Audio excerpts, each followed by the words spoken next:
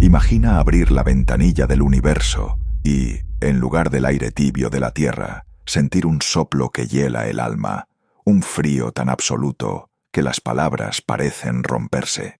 Esa es la frontera silenciosa donde residen Urano y Neptuno, dos mundos gemelos y extraños, escondidos en el borde de nuestro sistema solar. Y hoy vamos a asomarnos para entender qué significa realmente estar lejos y frío. Te llevaré en un viaje que mezcla datos duros y asombro. Pondremos a escala las distancias, no solo en kilómetros, sino en tiempo de luz y en imágenes que puedas imaginar. Desentrañaremos por qué sus atmósferas son de tonos azulados como un cuadro extraño. Descubriremos vientos que podrían deshacer ciudades enteras en horas. Y debatiremos cómo un planeta tan lejano puede, sorprendentemente, esconder calor en su interior. Todo esto manteniendo un halo de misterio. No solo responderemos «¿qué tan lejos?» y «¿qué tan fríos?», sino porque esas respuestas desafían nuestras intuiciones más básicas. Verás cómo la palabra «distancia» se transforma en algo más que espacio. Es tiempo, es historia y es energía. Aprenderás qué tan rápido viaja la luz hasta allí, cuánto tardaría una nave en llegar con la tecnología que conocemos, y por qué esas cifras deberían cambiar la forma en que imaginamos los veranos y las noches en esos mundos. También hablaremos de atmósferas cargadas de metano, y de cómo ese gas pinta los cielos de un azul profundo, de tormentas colosales que duran años, y de magnetosferas tan extrañas que parecen salidas de una película de ciencia ficción. Además, exploraremos las pistas que nos dejaron las sondas, esas visitas furtivas que, como cartas enviadas desde la oscuridad, apenas rascaron la superficie de sus secretos, y plantearemos las grandes preguntas que todavía no tienen respuesta.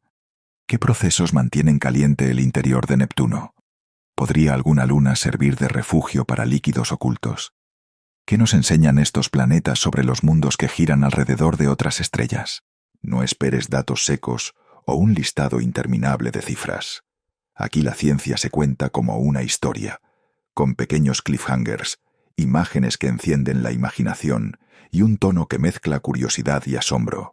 Al final del video, no solo sabrás cuán lejos y cuán fríos están Urano y Neptuno, tendrás una perspectiva nueva sobre por qué, incluso en los rincones más helados, el cosmos sigue susurrando secretos que nos invitan a mirar más allá. Listo para el frío. Cuando hablamos de lejanía en el sistema solar, las palabras dejan de ser suficientes y necesitamos traducir números a imágenes que sorprendan. Urano y Neptuno no están solo más allá. Están en una región donde la luz misma tarda horas en llegar. Urano orbita a una distancia media aproximada de 19,22 unidades astronómicas, lo que equivale a unos 2.874 millones de kilómetros desde el Sol. Neptuno queda aún más allá, a unas 30,11 unidades astronómicas, es decir, cerca de 4.504 millones de kilómetros. En cifras, hablamos de miles de millones de kilómetros, distancias que la mente tiene que aprender a imaginar. Una forma inmediata de sentir esa escala es con la velocidad de la luz. La información viaja a ella, y su demora nos dice cuán lejos es realmente un lugar. La luz que parte del Sol llega a Urano en aproximadamente 2 horas, 39 minutos y 50 segundos. A Neptuno en aproximadamente 4 horas, 10 minutos y 25 segundos. Si quieres enviar una señal y esperar una respuesta, debes pensar en el doble. Un ida y vuelta aproximado de 5 horas, 19 minutos y 40 segundos hacia Urano, y de 8 horas, 20 minutos y 51 segundos hacia Neptuno. Es tiempo suficiente para leer, para planear y para aceptar que la comunicación con esos mundos no es instantánea, sino una conversación a escala planetaria. Las naves que hemos enviado confirman esas escalas con viajes que parecen de otra paciencia. Voyager 2, la única sonda que ha sobrevolado ambos planetas, tardó alrededor de 8,4 años en alcanzar Urano desde su lanzamiento en 1977 y unos 12 años en alcanzar Neptuno. Esos años fueron kilómetros convertidos en trayectos, maniobras y minutos de espera por cada señal que recibíamos desde el borde del sistema solar. Cada sobrevuelo fue posible gracias a ventanas de oportunidad planetaria y a cálculos que tomaron en cuenta la inmensa distancia y la lenta cadencia de las comunicaciones. Para hacerlo cotidiano, imagina distintos modos de viaje. Un avión comercial que volara sin detenerse a 900 kilómetros por hora tardaría alrededor de 364 años en llegar a Urano y cerca de 571 años en llegar a Neptuno. Un automóvil a 100 kilómetros por hora necesitaría más de 3.200 años para Urano y más de 5.100 años para Neptuno. Estas comparaciones son exageradas a propósito. Sirven para mostrar que viajar en términos terrestres no se aplica aquí. Las distancias se miden mejor en luz y en paciencia tecnológica. Otra comparación que choca la intuición es la relación con la Luna. La distancia hasta Urano es aproximadamente 7.480 veces la distancia Tierra-Luna. Para Neptuno son unas 11.720 lunas apiladas. Pensar la travesía así, como apilar lunas, ayuda a percibir la magnitud sin perderse en ceros. Esa imagen también explica por qué cada misión necesita años de preparación y por qué cada megabit de datos que vuelve desde el borde del sistema solar tiene un valor científico enorme. Estas demoras tienen consecuencias prácticas. La comunicación con una sonda en Neptuno es inherentemente asíncrona. Durante maniobras críticas o encuentros científicos, los ingenieros no pueden controlar en tiempo real. Deben enviar instrucciones con horas de retraso y fiarse de la autonomía de la nave. Además, la distancia convierte cada byte de datos enviado de vuelta en un tesoro escaso. La banda ancha a esas distancias es limitada, y cada segundo de transmisión cuenta. Eso cambia la naturaleza de la exploración. Planificas, automatizas y recuperas lo que puedas durante ventanas estrechas de contacto. Si al cerrar los ojos conviertes esos números en escenas, una luz que tarda horas en llegar, una sonda que responde con un retraso de mediodía, un avión que necesitaría siglos para atravesar el vacío, la lejanía de Urano y Neptuno deja de ser un concepto abstracto y se vuelve una geografía del asombro. Fría, vasta y maravillosamente remota. Para ponerlo en perspectiva inmediata, la luz que nos llega del Sol tarda apenas unos 8 minutos y 19 segundos en alcanzarnos en la Tierra. Comparado con eso, Urano está a cerca de 19 veces esa demora y Neptuno a más de 30 veces.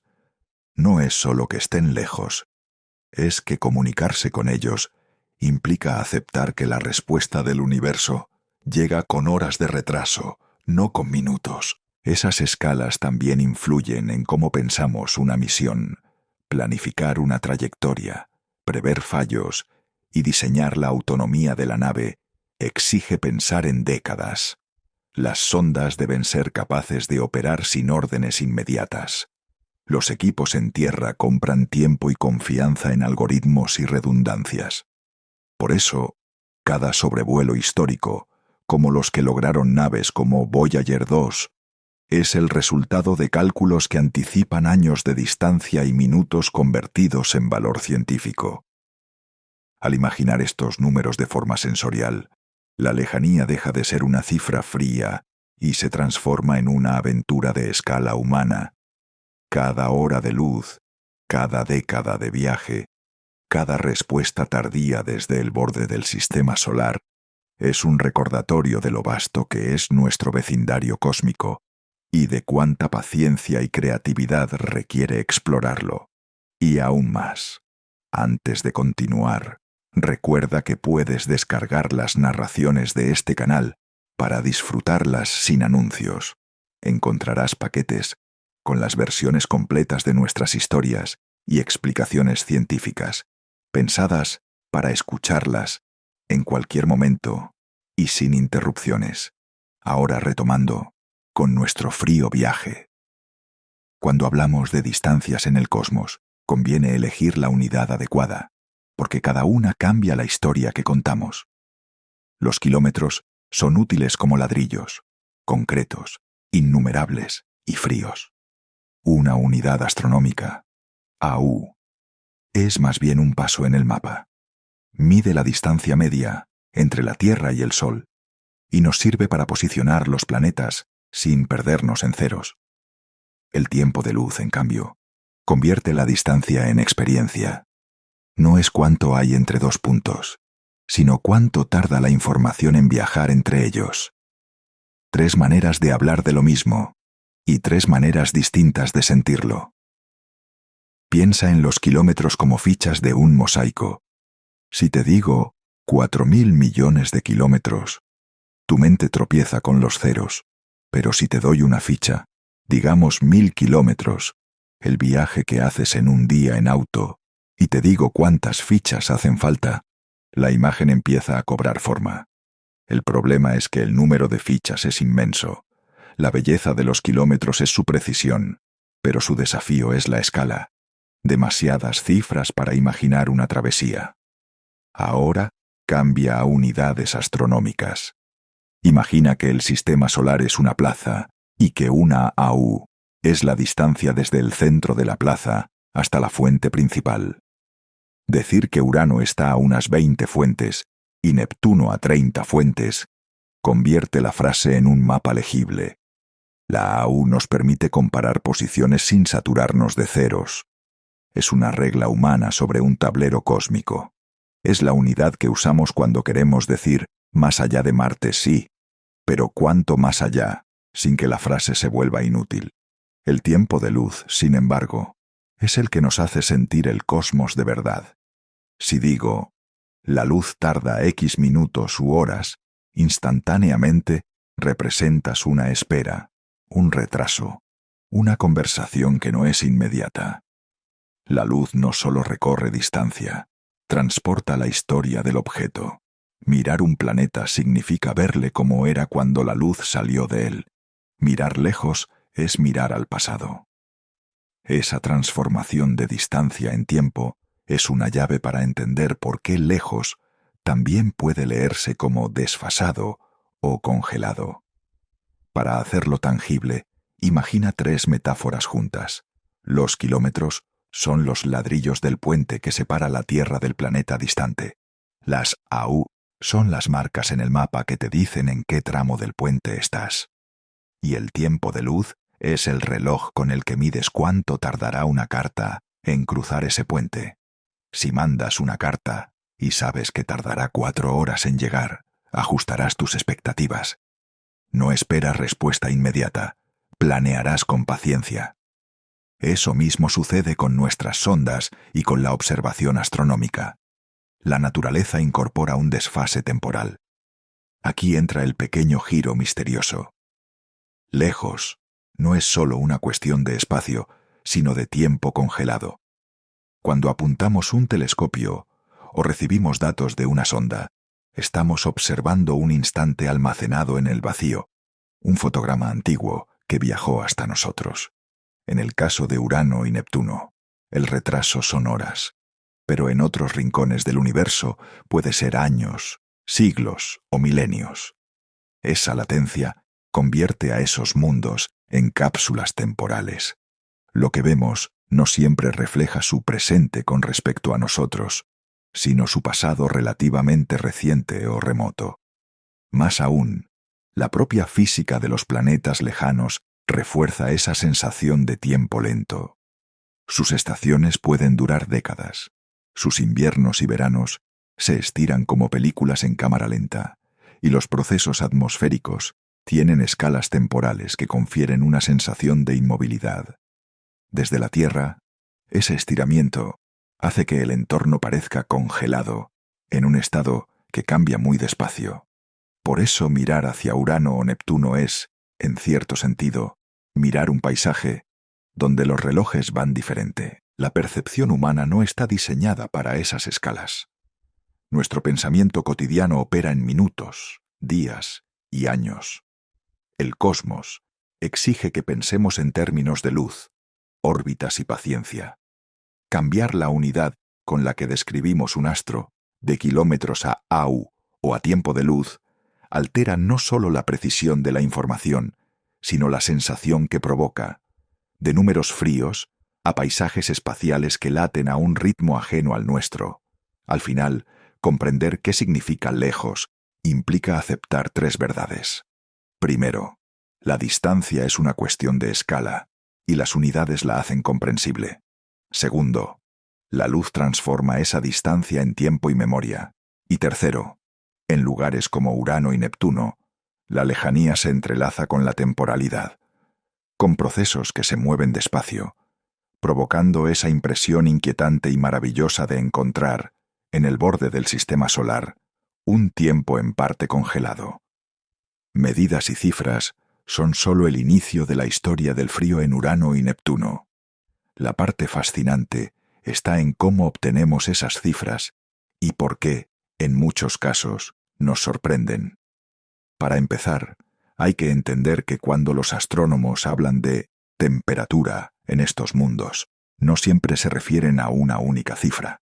Existen varias definiciones útiles: la temperatura de brillo, basada en la radiación que vemos; la temperatura efectiva, la que correspondería a un cuerpo negro que emite la misma energía total; y la temperatura del perfil atmosférico, cómo cambia la temperatura con la altitud. Cada una nos cuenta algo distinto y todas son necesarias para comprender el frío real de estos planetas. ¿Cómo se miden en la práctica? La herramienta principal es la espectroscopía infrarroja. Los planetas emiten radiación térmica en longitudes de onda infrarrojas y submilimétricas. Midiendo esa emisión con espectrómetros y radiómetros, podemos reconstruir cuánta energía sale de cada región y, mediante modelos físicos, traducir esa energía en temperaturas. Además, las líneas de absorción de moléculas como el metano actúan como sondas naturales. Diferentes longitudes de onda ven distintas capas de la atmósfera porque el metano absorbe en bandas específicas. Al comparar la profundidad y forma de esas líneas, los científicos recuperan un perfil vertical de temperatura, es decir, cómo varía la temperatura desde la cima de las nubes hacia capas más profundas. Otra técnica complementaria es la radioocultación, cuando una nave espacial envía una señal de radio que pasa tras el planeta y la forma en que la señal se atenúa o cambia de fase revela la densidad y la temperatura de la atmósfera en distintos niveles. En los sobrevuelos históricos, se combinaron estas mediciones con observaciones desde telescopios en tierra y en órbita, como telescopios infrarrojos y radiotelescopios, para tener múltiples puntos de vista. Cada método tiene sus límites. La espectroscopía es excelente para la parte superior de la atmósfera. La radioocultación ofrece precisión en capas donde la señal puede penetrar, y los modelos termodinámicos deben llenar los huecos. ¿Por qué las cifras resultan tan sorprendentes? Primero, porque los valores numéricos son extremos desde nuestra perspectiva cotidiana. Las cimas de nubes de estos planetas se encuentran a temperaturas que suelen estar por debajo de los 50 a 70 Kelvin, es decir, por debajo de aproximadamente menos 220 a menos 200 grados Celsius. Es un régimen donde los gases se comportan de forma muy distinta a la que conocemos. Los tiempos de reacción química se alargan, las propiedades radiativas cambian y los condensados, como hielos de metano o amoníaco, dominan la apariencia. Esa sensación de frío absoluto se transmite incluso en el color del planeta.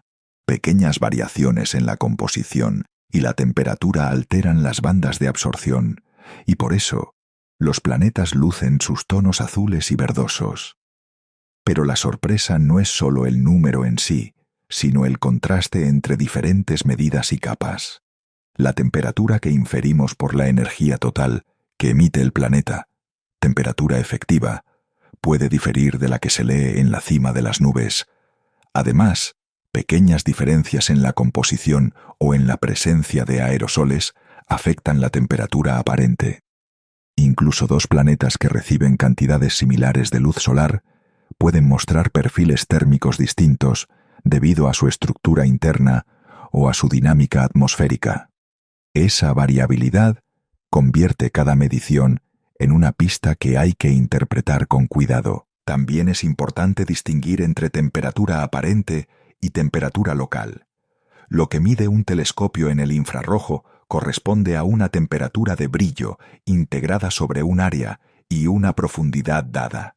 Para obtener la temperatura local en un punto concreto, se requiere un análisis inverso sofisticado y supuestos sobre la composición y la opacidad. Es decir, muchas de las cifras que citamos son el resultado de un proceso de deducción, no de un termómetro directo clavado en la atmósfera. Eso genera incertidumbres, pero también oportunidades. Comparar métodos distintos y momentos distintos nos permite reducir el margen de error y ver cambios estacionales o eventos puntuales. La escala vertical importa. A medida que descendemos desde la cima de nubes hacia el interior, la temperatura aumenta por compresión adiabática y por la posible presencia de fuentes de calor internas. La presión cambia y con ella la capacidad de los gases de retener energía. En profundidad, los modelos predicen condiciones mucho más templadas que el frío extremo que vemos desde afuera. Además, hay variaciones temporales, fenómenos locales, tormentas y ondas atmosféricas pueden calentar o enfriar regiones, con lo que la atmósfera no es una nevera homogénea, sino un sistema con matices y fluctuaciones. Finalmente, la medición del frío en estos planetas es una mezcla de instrumentos, teoría y paciencia. Cada nueva observación, un espectro más detallado, un mapa térmico, una serie temporal, refina nuestra imagen y a veces contradice expectativas. Las cifras nos hablan de un entorno extremadamente frío en la periferia, pero también nos sugieren complejidades internas y procesos ocultos que aún no entendemos por completo. Y aquí viene la pausa que cambia la perspectiva. Miramos estos mundos y pensamos en silencio y hielo. Y aún así, hay fuentes de calor internas. Las atmósferas de Urano y Neptuno parten de ingredientes simples y, aún así, generan paisajes visuales y dinámicos complejos. En su base dominan el hidrógeno y el helio. Pero es la presencia de metano en trazas la que modifica por completo cómo reciben y devuelven la luz solar. Además, la formación de aerosoles y productos de la química fotoquímica añade capas de neblina y partículas que alteran colores y contrastes. Comprender esa combinación es la clave para explicar los vientos, las nubes y los tonos que vemos desde la Tierra. El metano absorbe selectivamente las longitudes de onda más rojizas del espectro. Cuando la luz solar atraviesa la atmósfera, los fotones de onda larga son captados por el metano, mientras que las ondas más cortas, hacia el azul, se dispersan con mayor facilidad. Esa doble acción, absorción de rojos y dispersión de azules, genera el tinte azulado que define ambos planetas. Pero la intensidad y el matiz dependen de la cantidad de metano, de la altura a la que se encuentra y de la presencia de partículas sólidas en suspensión. La dispersión que domina en las capas superiores recuerda a la dispersión de Rayleigh que hace nuestro cielo azul, pero aquí se combina con la absorción específica del metano y con la dispersión por partículas más grandes. Los aerosoles y las neblinas altas dispersan y atenúan la luz de manera distinta que los gases puros, dando lugar a tonos más pálidos o más saturados según la densidad y el tamaño de las partículas. Por eso Urano, con su neblina alta más extendida, suele presentar un cian más suave, mientras que Neptuno muestra a menudo un azul más profundo y vibrante. No solo la composición química importa, la estructura vertical es decisiva. En la parte superior suelen existir capas de neblina formadas por productos de la fotólisis del metano. la radiación ultravioleta rompe moléculas y origina hidrocarburos más complejos que, agregándose, forman partículas sólidas. Más abajo se encuentran nubes de condensados, cristales de metano, posiblemente mezclados con amoníaco u otros compuestos, que emergen como cúmulos brillantes cuando la convección eleva gas húmedo hasta niveles más fríos donde condensa. Esas nubes brillantes son visibles como parches o bandas claras sobre el fondo azulado y suelen marcar regiones de actividad convectiva. En Neptuno, las nubes de alta altitud pueden formarse rápidamente a partir de ascensos locales y aparecen como blancos contrastantes que luego se disipan. Algunos fenómenos, como manchas oscuras y remolinos, indican estructuras profundas y turbulentas que reorganizan aerosoles y cambian la reflectividad regional. La química fotoquímica añade otra capa de complejidad. A partir del metano se generan etano, acetileno y otros hidrocarburos que pueden polimerizar en partículas orgánicas finas, formando neblinas tenues que tamizan la luz. Estas neblinas varían con la latitud y la temporada, y su presencia modifica las señales espectrales que captan los instrumentos, lo que obliga a los científicos a combinar observaciones en múltiples longitudes de onda para reconstruir la composición y la estructura. También existen cromóforos, compuestos coloreados cuya naturaleza exacta puede variar y que influyen en el tono general. En algunos casos su presencia intensifica matices, en otros los neutraliza. La diferencia entre el azul profundo de Neptuno y el cian suave de Urano se explica por una combinación de distinta distribución de metano, variaciones en las neblinas altas y la posible presencia relativa de estos cromóforos. Los vientos y la dinámica atmosférica interactúan con la composición para producir el paisaje visible. Corrientes zonales intensas, chorro y remolinos redistribuyen aerosoles y condensados, formando franjas, bandas y tormentas. Las velocidades de viento alcanzan magnitudes extremas en Neptuno y también son notables en Urano. Estas velocidades moldean la apariencia y la evolución de las nubes, generando estructuras que cambian en días, semanas o años según la escala del fenómeno. Para imaginarlo sensorialmente, piensa en un cielo donde las lejanías se difuminan por una neblina azulada, donde nubes de cristales helados emergen como islas brillantes y donde, bajo ciertas luces, aparecen bandas oscuras y remolinos que recuerdan a manchas meteorológicas de gran escala. Es un firmamento que combina la serenidad de un océano azul con la inquietud de tormentas visibles a distancia. Un cielo que nunca has visto.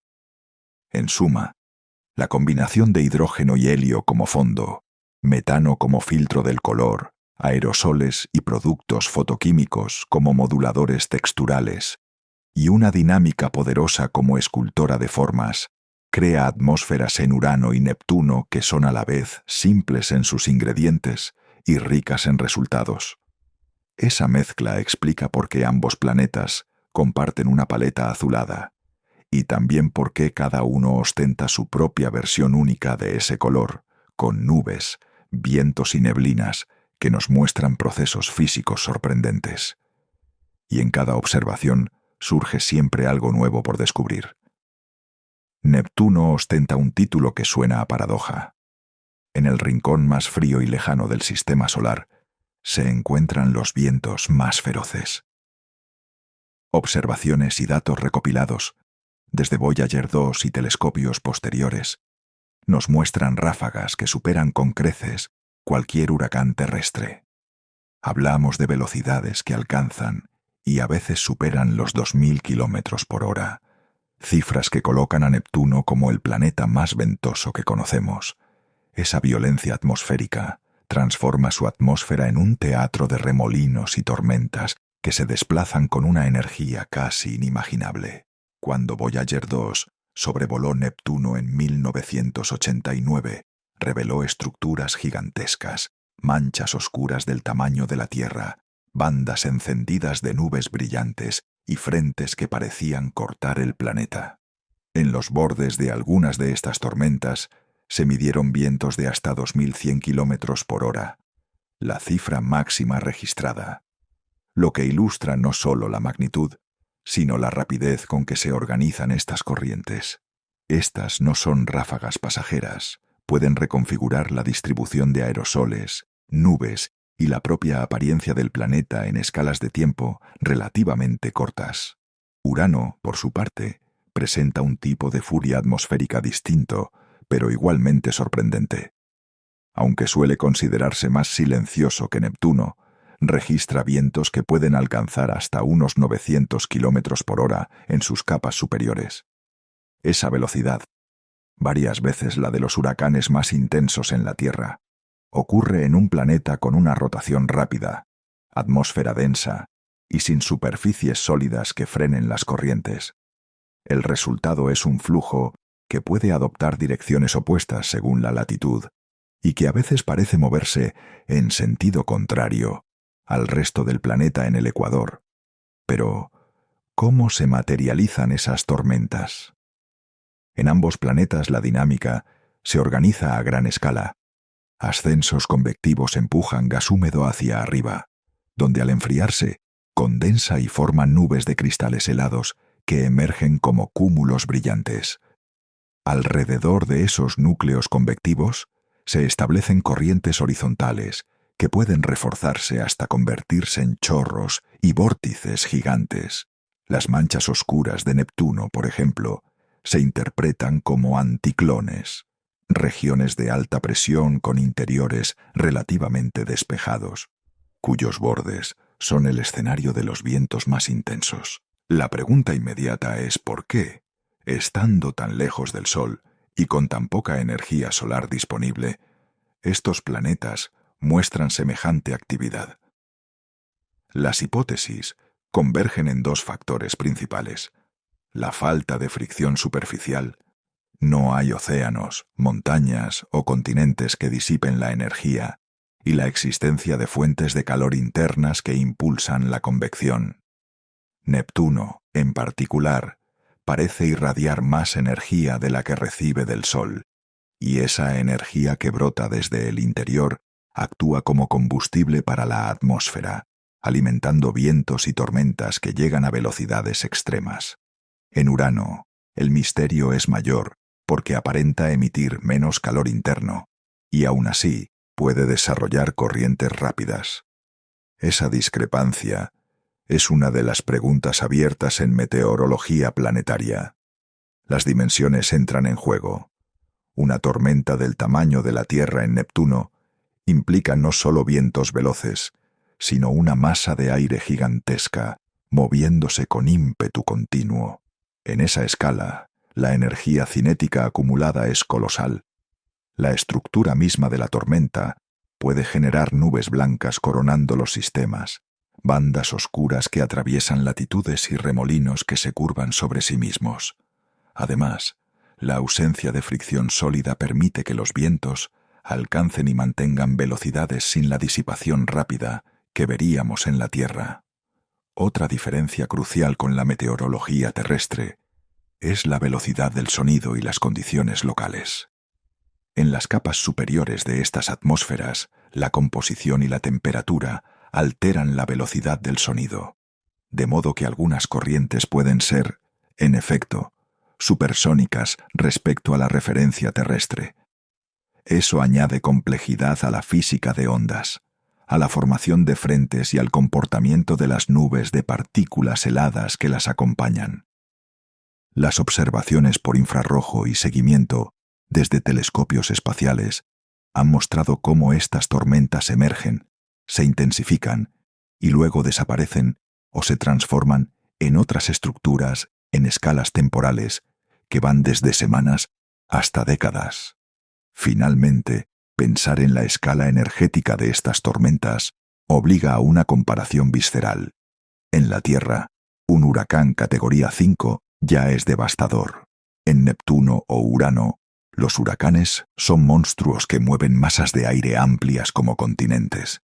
La combinación de velocidades extremas radios de tormenta enormes y persistencia temporal, convierte a estos fenómenos en algo que trasciende la meteorología conocida. Y ahí queda el filo del relato, el corte que prepara la próxima revelación. Una tormenta allí podría tragarse la Tierra en horas. Mirar el magnetismo de Urano y Neptuno es asomarse a un baile invisible, líneas de campo que no respetan la simetría que damos por supuesta en la Tierra, cinturones de partículas que se reconfiguran con la rotación y auroras que aparecen como destellos inesperados en un escenario donde la geometría misma está torcida. A diferencia del campo relativamente ordenado de la Tierra, casi alineado con su eje de rotación, los gigantes helados exhiben campos inclinados, desplazados, y por eso, profundamente impredecibles. Esa extrañeza no es un detalle menor. Define cómo el viento solar golpea cada planeta, cómo se forman las auroras y qué le sucede a cualquier luna que gire dentro de ese ballet magnético. Uranus destaca por su torpeza axial.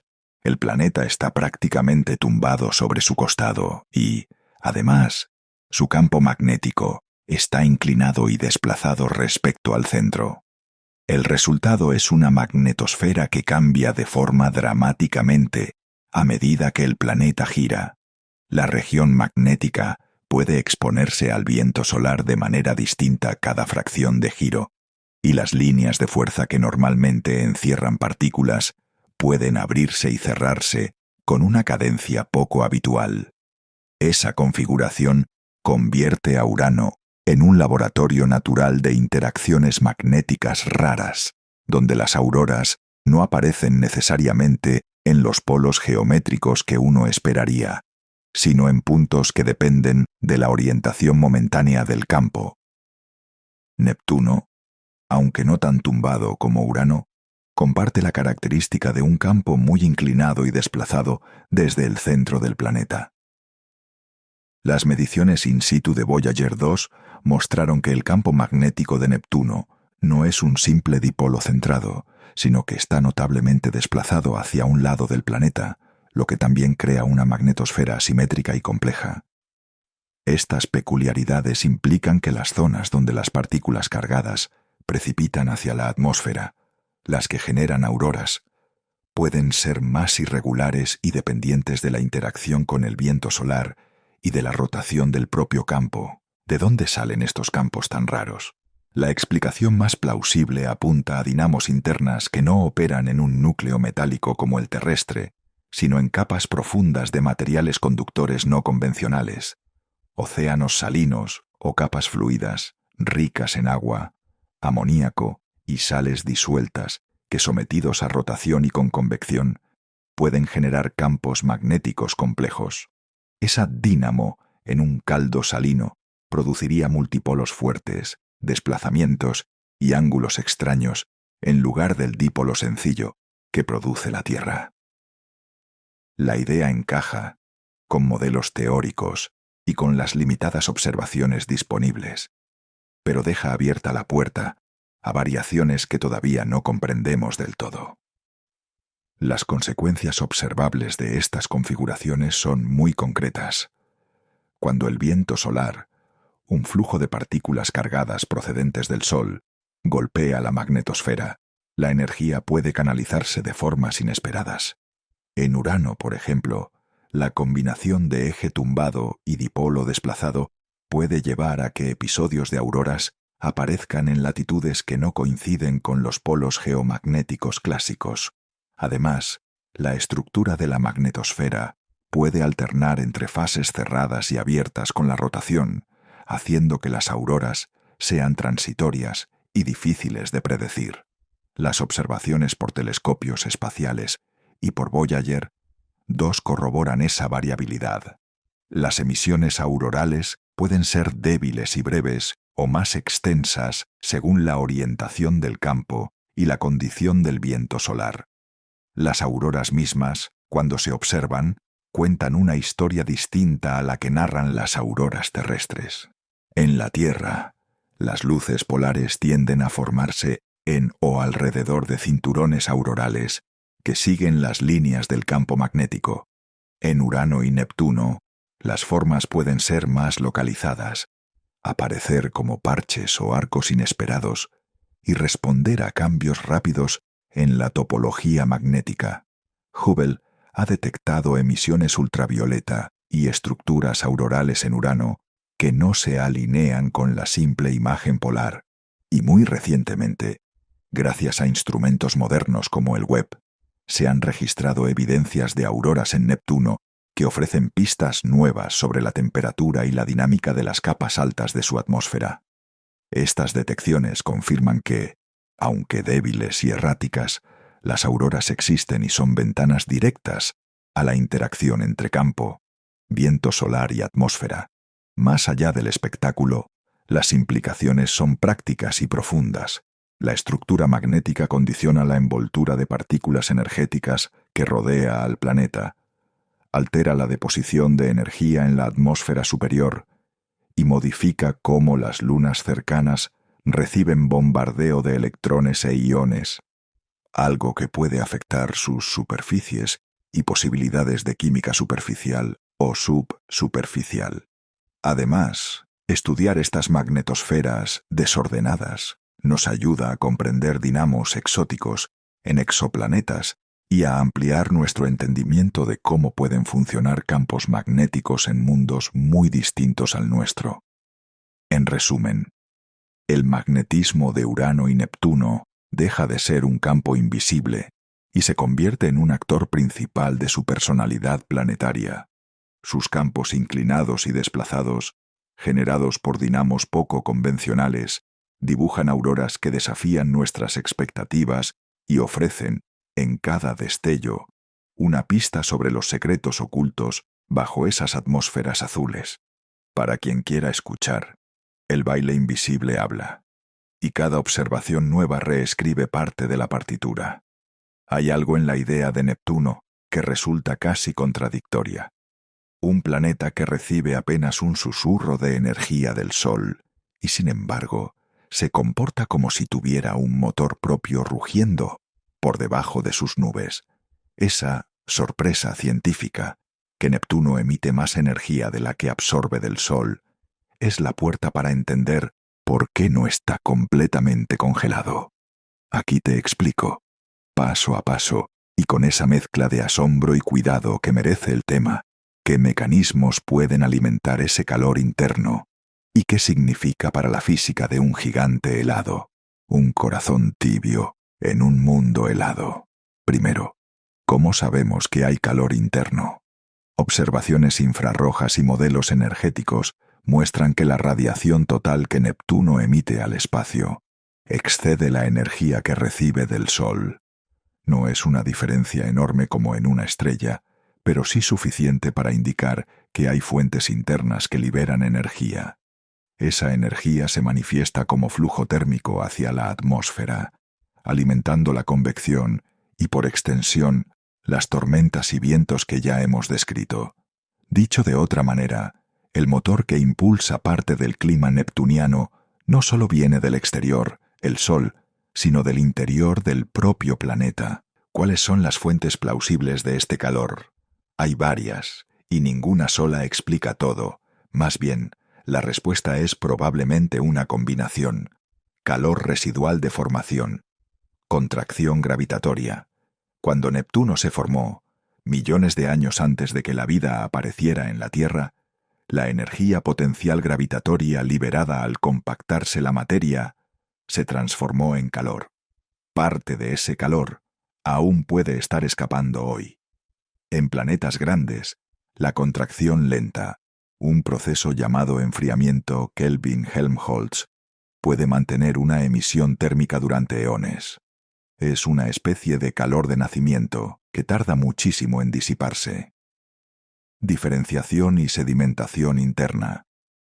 Con el tiempo, materiales de distinta densidad se separan hacia capas más estables, los elementos pesados migran hacia el centro y las mezclas se estratifican. Ese rearranjeamiento libera energía. Al hundirse, material más denso se transforma energía gravitacional en calor. En planetas con composiciones complejas, como los mantos de agua, amoníaco y metano en estado supercrítico que hipotéticamente componen los gigantes helados, la diferenciación puede ser una contribución no trivial al balance térmico.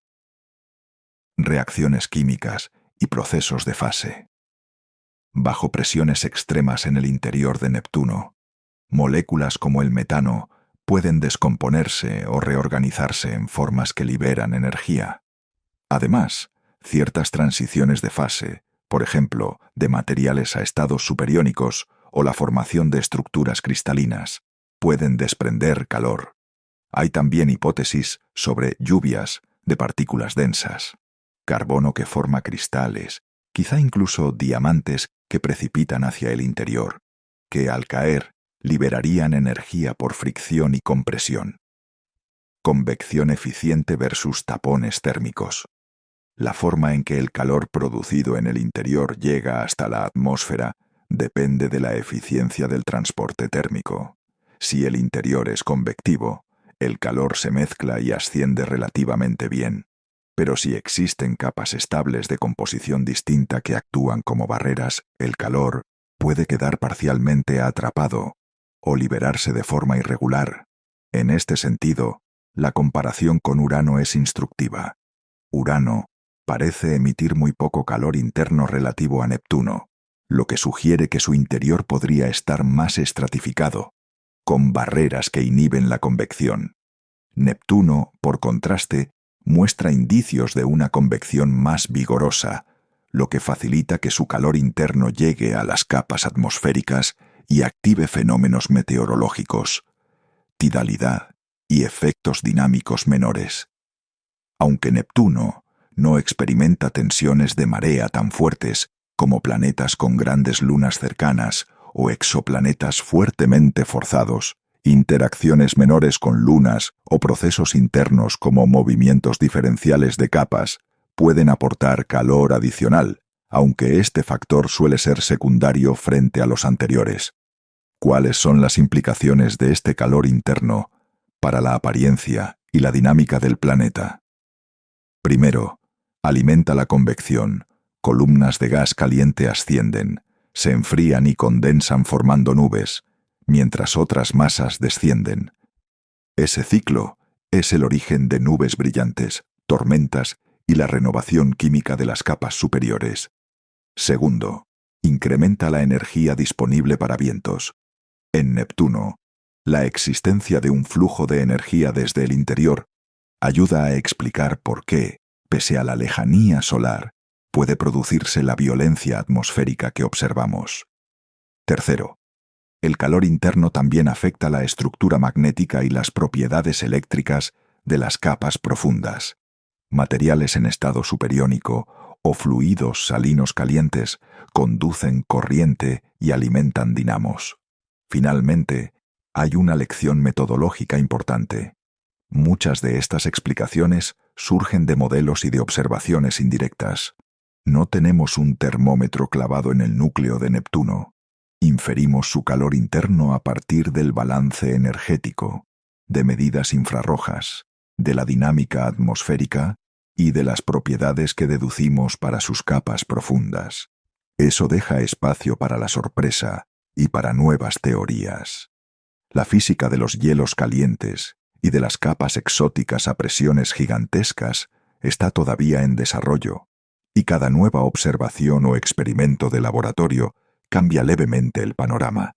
En resumen, y volviendo a la imagen, Neptuno no es un bloque homogéneo de hielo que simplemente refleja frío. Bajo su fachada azul hay un motor térmico que respira, mezcla y alimenta el clima. Ese corazón tibio en un mundo helado es tanto un enigma como la clave para entender por qué Neptuno actúa con tanta vitalidad atmosférica a pesar de vivir donde el sol apenas calienta. Y como buen enigma científico, invita a misiones futuras y a preguntas más precisas. ¿Qué proporción del calor viene de la formación y cuánto de procesos activos hoy? ¿Qué resultados arrojarían mediciones in situ del gradiente térmico profundo? Las respuestas podrían reescribir nuestra comprensión de los gigantes helados. Hablar de las órbitas y las estaciones en Urano y Neptuno es hablar de calendarios extraños. No son variaciones de clima que cambian de semana a semana, sino transformaciones que se despliegan durante décadas e incluso que convierten un polo en día continuo por años. Estas dos gigantes heladas comparten con nosotros el movimiento alrededor del Sol, pero lo hacen con ritmos y ángulos que alteran por completo la noción humana de estación. Comencemos con las cifras que marcan el tempo. Urano tarda aproximadamente 84 años en completar una vuelta al Sol. Neptuno, cerca de 165 años. Eso significa que un año en Urano equivale a toda la vida de varias generaciones humanas, y en Neptuno a un tiempo que abarca casi 2 siglos. Si dividimos esas órbitas en las 4 estaciones clásicas, primavera, verano, otoño, invierno, cada estación en Urano dura unos 21 años, y en Neptuno aproximadamente 41 años. Pero esas cifras útiles no cuentan toda la historia. La orientación del eje de cada planeta introduce efectos mucho más dramáticos. Urano es el caso extremo. Su eje está inclinado casi por completo, prácticamente tumbado sobre su órbita, de modo que mientras gira alrededor del Sol, un polo puede permanecer orientado hacia la estrella durante una fracción muy larga de su órbita. La consecuencia práctica es doble. Para gran parte del año uraniano, la iluminación cae sobre latitudes polares de forma sostenida, produciendo periodos prolongados de día continuo en un hemisferio y de noche continua en el opuesto. En términos sencillos, durante décadas, un polo vive en un verano casi perpetuo, mientras el otro permanece en un invierno de noche. Esa geometría crea estaciones extremas no solo por su duración, sino por la distribución desigual de la energía solar entre latitudes. Neptuno tiene una inclinación menos dramática, más parecida a la de la Tierra. Pero su órbita, mucho más lenta, hace que cada estación sea larga y que la atmósfera tenga tiempo para reaccionar, o, a menudo, para quedar atrapada en una respuesta lenta. Con estaciones de unas 4 décadas, los procesos atmosféricos se desarrollan en escalas temporales que superan con creces la experiencia humana.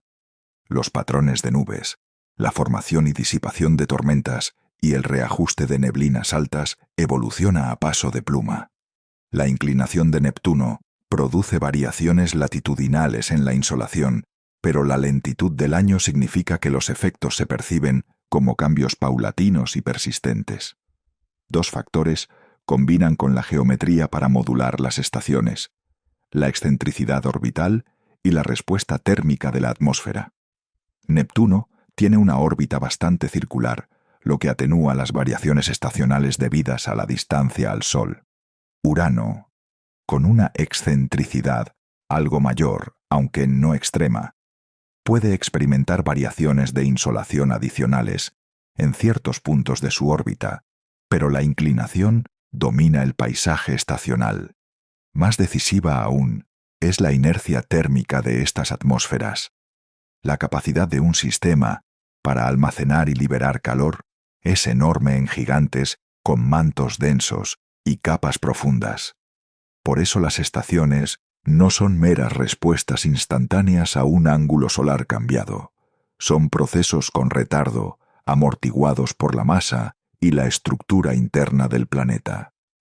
La intersección entre inclinación axial y tiempo de respuesta genera efectos sorprendentes. En Urano, por ejemplo, cuando el planeta cruza su equinoccio, el momento en el que el Sol ilumina el ecuador, se desencadenan transiciones energéticas que pueden despertar regiones atmosféricas largamente en letargo. Breves picos de actividad convectiva y aumento de nubosidad han sido observados alrededor de equinoccios uranianos, un indicio de que ciertos mecanismos se ven activados cuando la iluminación cambia de manera relativamente rápida. En Neptuno, los equinoccios y solsticios también marcan puntos de inflexión, pero la atmósfera responde tan lentamente que los efectos aparecen como tendencias que se manifiestan en años o décadas.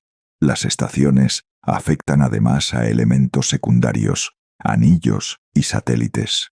En Urano, la posición del Sol con respecto a los anillos provoca sombras variables y reflectancia cambiante que pueden alterar la apariencia del sistema de anillos durante décadas. Las lunas, por su parte, experimentan sus propios regímenes estacionales, con hemisferios expuestos al Sol durante largos periodos y ciclos de temperaturas superficiales que influyen en la actividad criovolcánica o en la movilidad de hielos volátiles. En Neptuno, Tritón y las otras lunas también enfrentan estas largas estaciones, y la lentitud de los cambios significa que superficies y atmósferas satelitales, cuando las hay, envejecen bajo condiciones persistentes. Un aspecto que suele pasar desapercibido es la compenetración entre estaciones y fuentes internas de energía. Un planeta que emite calor desde su interior puede atenuar o realzar las señales estacionales. En regiones donde la energía solar es escasa, el calor interno puede mantener procesos convectivos que de otro modo se apagarían durante años, suavizando las variaciones estacionales. Esa interacción entre luz de afuera y fuego interior hace que los patrones climáticos sean el resultado de una suma compleja, no de una simple función geométrica. Finalmente, pensar en estos calendarios planetarios obliga a cambiar la escala de nuestra imaginación. Una estación que dura generaciones redefine conceptos como verano o invierno. No son ciclos cortos que resetear, sino estados prolongados que modelan la química, la meteorología y la geografía superficial durante décadas. En Urano y Neptuno, las estaciones son capítulos largos de una historia atmosférica, donde la orientación espacial y la paciencia temporal convergen para producir paisajes de luz y sombra que desafían nuestras expectativas. Mirar sus órbitas es, en buena medida, mirar cómo el tiempo y el espacio se enredan para crear climas que existen a un pulso distinto del humano. Las lunas y anillos de Urano y Neptuno son un archipiélago de pequeñas historias que acompañan a sus gigantes helados. No son simples satélites de adorno, sino actores que registran colisiones, capturas y procesos internos. En conjunto, ofrecen un mosaico de superficies heladas, paisajes volcánicos fríos, anillos delicados y dinámicas de resonancia que nos cuentan cómo se formó y evolucionó el vecindario exterior del sistema solar. Empecemos por Urano. Sus 5 satélites mayores, Miranda, Ariel, Umbriel, Titania y Oberón, presentan una sorprendente variedad de géneros geológicos. Miranda, la más pequeña y quizás la más extraña, parece un rompecabezas, terrazas, cañones profundos y coronas de bloques tectónicos que sugieren un pasado en el que la corteza fue fragmentada y reensamblada. Esa superficie forzada declara episodios de calentamiento y deformación que, pese a su tamaño reducido, dejaron huellas abruptas y escarpadas. Ariel muestra terrenos jóvenes y frágiles, con valles y regiones que apuntan a actividad criovolcánica o a procesos de reciclaje superficial. Umbriel, más oscuro, conserva regiones más antiguas y craterizadas. Titania y Oberón exhiben mezcla de relieves, fracturas y tierras elevadas que hablan de historia geológica compleja.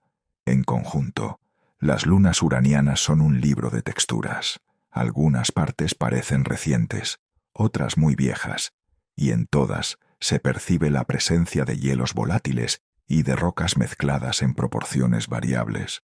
Los anillos de Urano, descubiertos en 1977, son sorprendentemente estrechos y oscuros.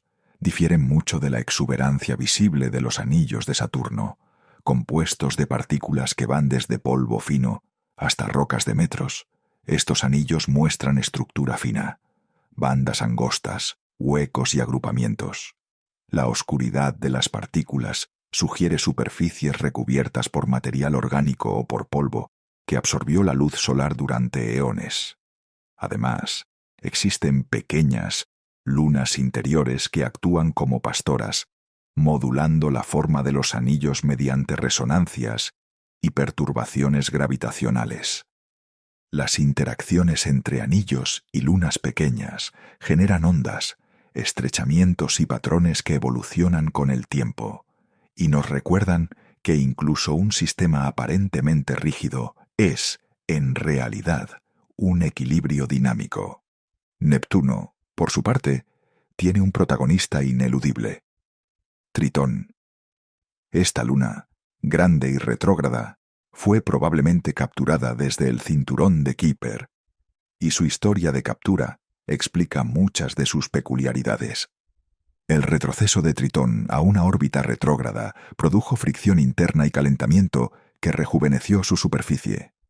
Hoy muestra trazas geológicas jóvenes, regiones lisas y géiseres de nitrógeno frío que expelen polvo y materiales helados. Esa actividad sugiere procesos de criovulcanismo activos en su pasado reciente, y quizás aún, y convierte a Tritón en uno de los objetos más intrigantes del sistema solar exterior. Otras lunas neptunianas, como Proteus, Nereid o Larissa, son más pequeñas y craterizadas, pero cada una guarda pistas sobre colisiones, acreción y encuentros pasados. Los anillos de Neptuno son, en cierto modo, los más misteriosos, tenues y fragmentados. Incluyen arcos de brillo pronunciado, pequeñas regiones donde el anillo concentra material y refleja más luz. El sistema Adams, con sus arcos famosos, nombres como Liberté, Égalité o Courage, evocan esa estructura no homogénea. Plantea un rompecabezas dinámico. ¿Cómo se mantienen esas concentraciones sin dispersarse rápidamente por la difusión orbital? La respuesta parece residir en interacciones con lunas pastoras cercanas y en resonancias gravitacionales que confinan el material en arcos estables por largos períodos. Estos arcos, visibles solo en infrarrojo o mediante observaciones cuidadosas, son un recordatorio de que los anillos no son colecciones estáticas de polvo, sino sistemas gobernados por fuerzas y sincronías delicadas. Un elemento que une a lunas y anillos es la producción continua de polvo. Impactos micrometeoríticos sobre la superficie de pequeñas lunas generan chorros de partículas que alimentan anillos y corredizos de polvo. De manera inversa, las mismas partículas pueden erosionar superficies y oscurecer regiones. Así, anillos y lunas viven en una relación simbiótica. Las lunas suministran material y los anillos registran su historia. La composición de estos cuerpos también revela matices. Muchas lunas muestran mezclas de hielos, agua, metano, amoníaco, con compuestos más oscuros y rocosos. Los anillos, al oscurecerse, contienen material orgánico o pulverizado que reduce su albedo. Las variaciones de color y brillo entre lunas y anillos ofrecen claves sobre historia térmica, bombarderos cósmicos y procesos superficiales que actúan a lo largo de millones o miles de millones de años. Desde la perspectiva dinámica, las resonancias orbitales son protagonistas. Lunas pequeñas pueden quedar atrapadas en patrones que obligan a que su órbita y la de los anillos coevolucionen, cambios de velocidad angular, migraciones leves y ajustes de inclinación que a largo plazo moldean la arquitectura del sistema. Esas resonancias son, además, una herramienta para diagnosticar masas y estructuras internas de las lunas. Perturbaciones observables permiten inferir densidades y, en ocasiones, sugerir la presencia de capas internas. Y aquí reside el verdadero gancho. Bajo la superficie helada de algunas de estas lunas se esconden procesos que la observación remota apenas sugiere.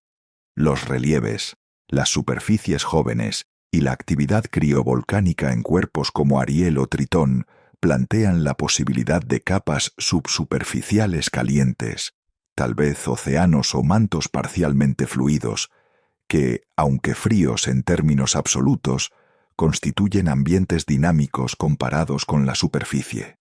Por eso, al mirar los anillos finos y las lunas arrugadas, estamos leyendo una historia incompleta. Las pruebas geológicas apuntan a que algunas lunas podrían esconder más de lo que parece. Fue uno de esos momentos que la ciencia vive una sola vez en una generación. En los años 80, dos naves gemelas lanzadas en 1977, las Voyager, emprendieron una odisea que cruzó el sistema solar, y para sorpresa de quienes las diseñaron, llegaron lo suficiente lejos como para tocarnos con su mirada los confines helados.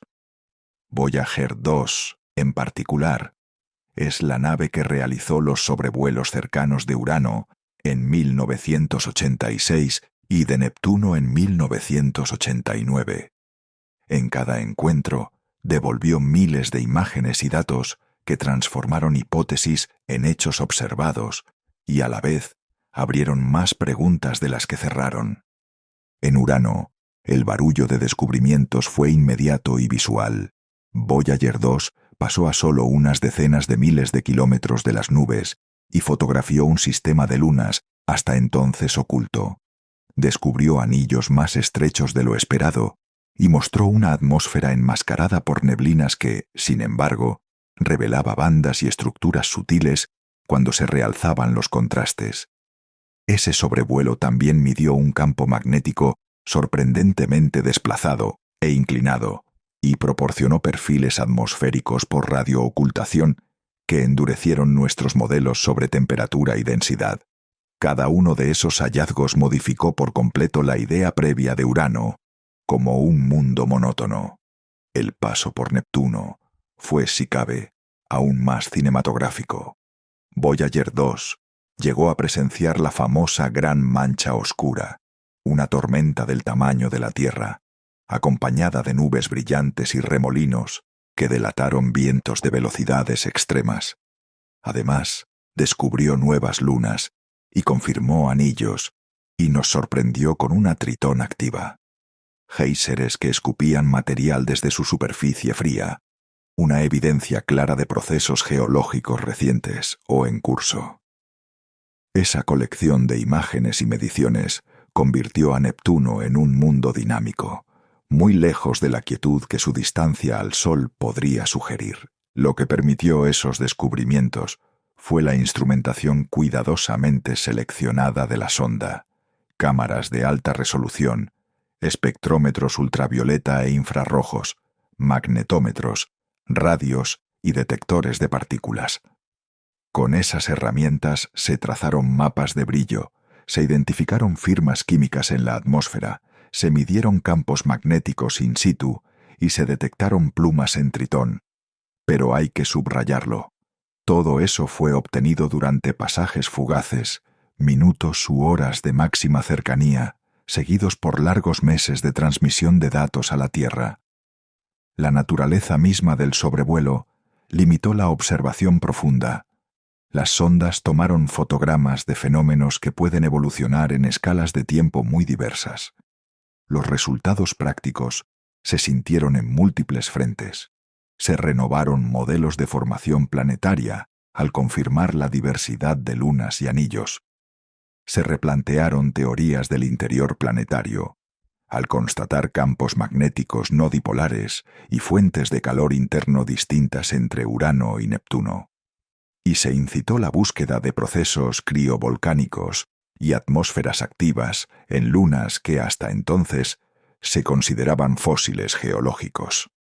Cada imagen fue una pieza de un rompecabezas que, a partir de entonces, la comunidad planetaria debía recomponer con nuevas observaciones, modelado y, más tarde, con reanálisis de los mismos datos de Voyager. Sin embargo, y aquí está la melancolía, la era Voyager también dejó una sensación de límite. Las sondas sobrevolaron. No quedaron en órbita, no perforaron ni tomaron muestras directas, y muchas mediciones fueron puntuales en tiempo y espacio. Eso quiere decir que, aunque aprendimos muchísimo, solo obtuvimos una radiografía superficial, imágenes y perfiles que permiten inferir estructuras profundas, pero que no sustituyen mediciones in situ prolongadas.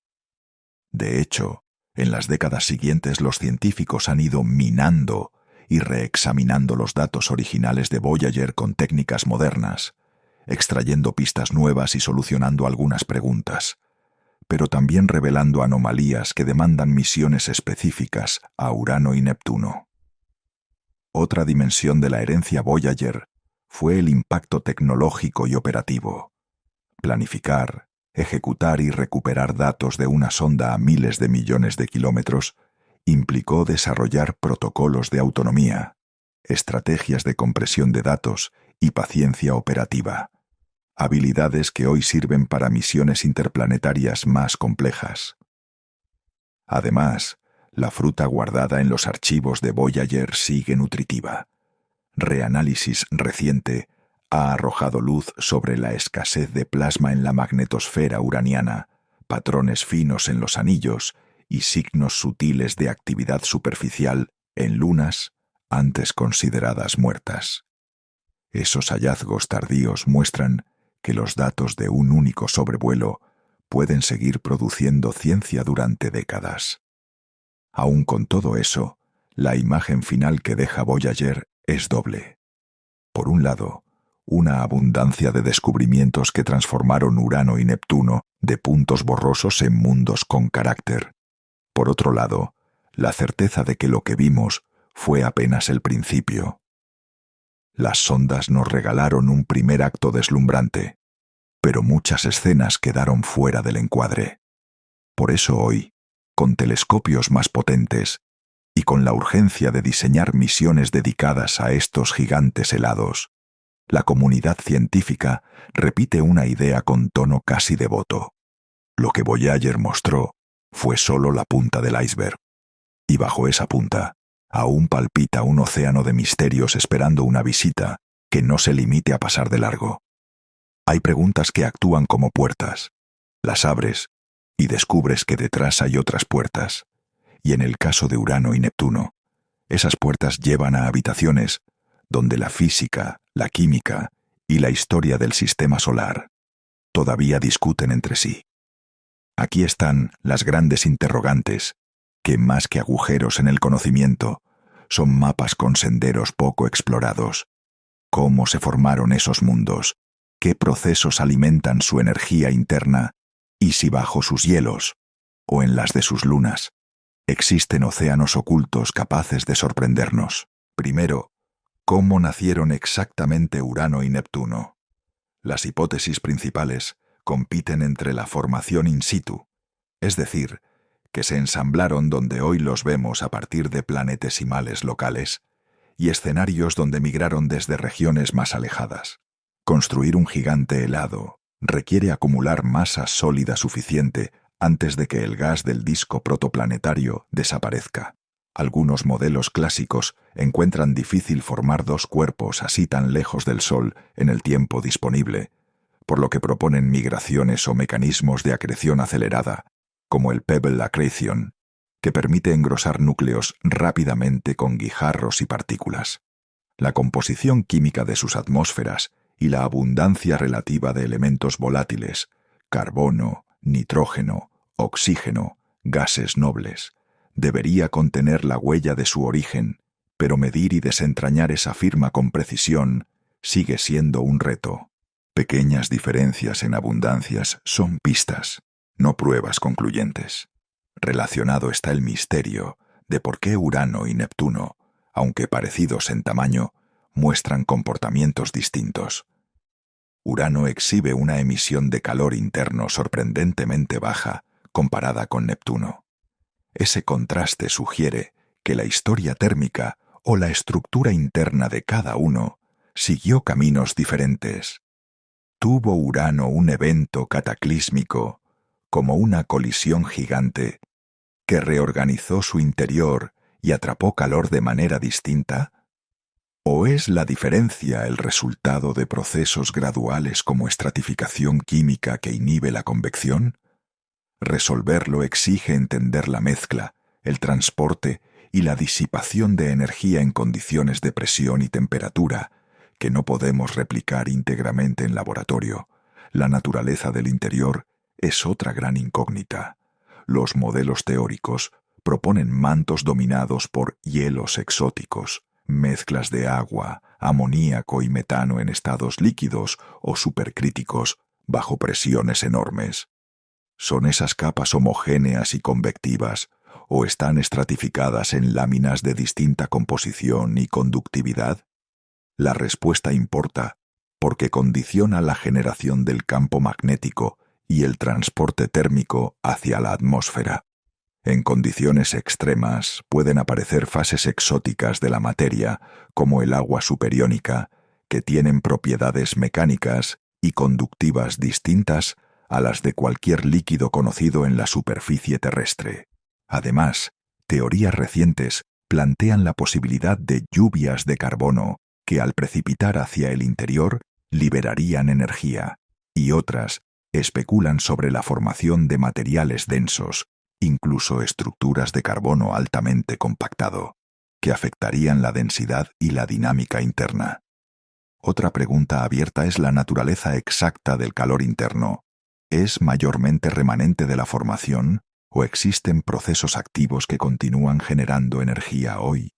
Si el calor proviene esencialmente de la contracción gravitatoria y de la diferenciación de materiales, esperaríamos una evolución térmica suave. Si, en cambio, existe actividad química o procesos de fase liberando energía de forma sostenida, el comportamiento temporal será distinto. Precisar esto requiere medir flujos térmicos con mejores márgenes, obtener perfiles de temperatura más profundos y modelar la evolución con parámetros que, por ahora, están poco acotados. En cuanto a océanos ocultos, la pregunta tiene dos rostros: océanos dentro de los propios planetas y océanos bajo la corteza de algunas lunas. En los gigantes mismos no hablamos de océanos como en la Tierra, sino de capas fluidas de alta presión con propiedades intermedias entre líquido y sólido, capas que podrían comportarse, en aspectos dinámicos, como masas fluidas internas capaces de transportar calor y sostener dinamos. Detectar y caracterizar esas capas exige medir con precisión la gravedad, la respuesta gravitatoria a mareas, en sistemas con lunas, y la topología magnética, además de modelar la física a presiones extremas. Las lunas, por su parte, han entregado señales más palpables, superficies jóvenes, géiseres y características geomorfológicas en cuerpos como Tritón o ciertas lunas de Urano sugieren actividad que puede estar vinculada a reservas subterráneas de agua o de mezclas heladas parcialmente líquidas. La presencia de criovulcanismo o de plumas apunta a procesos capaces de mantener líquidos bajo una capa sólida, aunque las temperaturas sean globalmente bajas. Indicios indirectos, texturas superficiales, compuestos expulsados y cambios observados a lo largo de las décadas alimentan la hipótesis de océanos subsuperficiales en algunos satélites, pero confirmar su existencia y evaluar su extensión y composición requiere misiones capaces de estudios geofísicos detallados. Finalmente, está la pregunta del por qué. Todo esto importa más allá de la curiosidad científica. Los gigantes helados son un tipo de planeta muy común en el universo detectado por sondas exoplanetarias. Entender su formación y estructura no solo aclara nuestra historia local, sino que nos ayuda a interpretar mundos lejanos. Además, la posibilidad de ambientes líquidos en lugares inesperados cuestiona nuestros límites sobre habitabilidad y procesos geoquímicos. Resolver estas preguntas no será inmediato. Exige misiones dedicadas que incluyan orbitadores científicos, sondas atmosféricas, magnetómetros de alta resolución y estudios de gravedad prolongados, además de avances experimentales y teóricos sobre la materia a presiones extremas. Mientras tanto, la fascinación reside en la incertidumbre. Cada hipótesis abre nuevas posibilidades y cada dato nuevo puede inclinar la balanza hacia una historia distinta. Nos queda, por ahora, la pregunta en la boca y la imagen de dos mundos, donde los procesos internos y las historias formativas guardan secretos que todavía nos llaman a volver y a escuchar con instrumentos más finos. ¿Qué revelaciones surgirán cuando por fin escuchemos esas capas profundas con la claridad que merecen? Mirar Urano y Neptuno desde la distancia no es un mero ejercicio técnico. Es una forma de conectar lo remoto con lo profundamente humano. En lo científico, estos planetas funcionan como piezas clave para entender cómo se ensamblan los sistemas planetarios y qué procesos físicos gobiernan mundos muy distintos al nuestro. En lo emocional, nos recuerdan que la curiosidad humana no se agota en lo cotidiano. Buscamos patrones, historias y orígenes, y en ese impulso reconocemos nuestra propia pequeñez y, a la vez, nuestra capacidad de asombro. Desde la perspectiva de la formación planetaria, los gigantes helados son laboratorios naturales. Sus composiciones relativas de gases y hielos, la arquitectura de sus lunas y anillos, y las señales de calor interno son pistas sobre cómo y dónde se juntaron los bloques primordiales en el disco protoplanetario. Cada dato aportado por observaciones y modelos ayuda a distinguir entre teorías.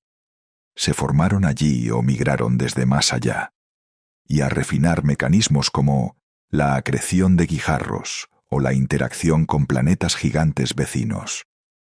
Entender esos procesos tiene implicaciones directas para la astronomía de exoplanetas. Los mundos de masa intermedia encontrados alrededor de otras estrellas probablemente comparten parentescos con Urano y Neptuno. Conocerlos aquí nos permite interpretar mejor espectros, temperaturas y estructuras observadas a años luz. En términos de física y química, estos planetas desafían nuestras nociones. Las propiedades de hielos, a presiones extremas, las dinamos extrañas que generan campos magnéticos inclinados, y la interacción entre calor interno y atmósfera son problemas abiertos que, al resolverse, expanden los límites de la ciencia. Cada modelo que mejora, cada experimento de laboratorio que recrea condiciones interiores y cada misión que lleva instrumentos capaces de medir gravedad o composición, multiplica nuestro entendimiento sobre la materia en condiciones extremas. Esa ampliación del conocimiento no es abstracta. Alimenta modelos climáticos, teorías de formación estelar y técnicas de detección que aplicamos a sistemas lejanos. En el plano más humano, la exploración de Urano y Neptuno tiene un componente simbólico poderoso. Nos enseña paciencia y humildad científica. Planificar misiones que tardan décadas en llegar, interpretar datos con retrasos de horas o años, y aceptar incertidumbres forman parte de una disciplina que valora la espera y la prudencia. A la vez, alimenta una narrativa compartida. Las imágenes, las historias y las preguntas que surgen alrededor de estos mundos crean un patrimonio cultural común que inspira nuevas generaciones a estudiar ciencia, ingeniería y exploración. También importa por su capacidad de alterar nuestro sentido de lo posible. La idea de océanos internos en lunas heladas o de procesos activos en lugares tan fríos y remotos nos empuja a reconsiderar dónde podrían existir condiciones interesantes para la química compleja en el universo. Esa idea amplía el campo de la imaginación astrobiológica. La vida, si existe en otro lugar, no necesita parecerse a la terrestre en su contexto superficial.